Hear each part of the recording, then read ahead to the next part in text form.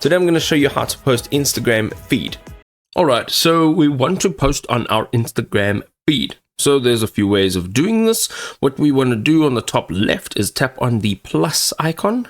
You will now see at the bottom it says post, story, reel and live. We want to go and tap on post. I've now selected an image to make a post of, and there's a few different things that you can do.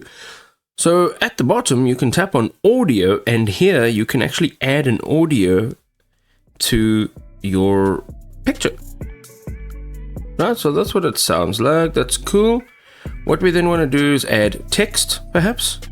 So we can just pause that. We can add text as well at the bottom. So here we can just type in what we want. We can change what it actually looks like, and we can do some additional styling. There's also an overlay option, which will allow you to overlay another image onto this. We have filters, of course. We can change what it looks like. And then you can see that you can actually edit it. So you can adjust it. You can change all of the details of it.